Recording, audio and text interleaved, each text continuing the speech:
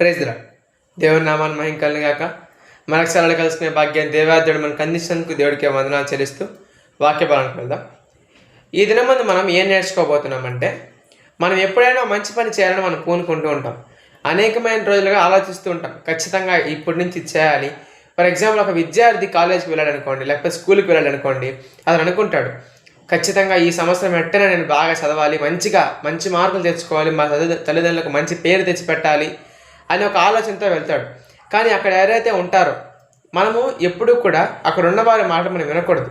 వాళ్ళు ఒకవేళ మనం మంచిగా మారిస్తే పర్వాలేదు, కానీ అక్కడ ఉన్నవారు ఏం చదువుతాం లేరా, ఎగ్జామ్ ముందు రోజు చదువుకోవచ్చులే, ఎగ్జామ్కి వెళ్ళేటప్పుడు చదువుకోవచ్చులే అని ఇలాంటి మాటలతో మనం డైవర్ట్ చేయడానికి చూస్తారు.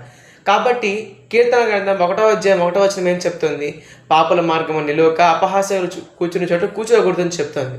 కాబట్టి మనం ఎప్పుడూ కూడా మనం ఏదైనా సాధించాలనుకున్నప్పుడు ఇతరుల మాటలు మనం వినకుండా దేవుని యందు మాత్రమే మనం ఆధారపడి ఆయన సహకారం మాత్రం మనం పొందుకుంటే, ఎందుకంటే ఇతరులు మనల్ని వెనకలాగాలని మనతో అలా మాట్లాడుతూ ఉండొచ్చు, కానీ దేవుడు అక్కడ మాత్రమే మనల్ని వెనక నుండి వెన్ను తట్టి నువ్వు చేయగలవు, నీ వల్ల అవుతుంది అంటూ మనల్ని ముందుకు నెట్టి అలాగే మనకు చేయడానికి జ్ఞానాన్ని కూడా అనుగ్రహిస్తాడు.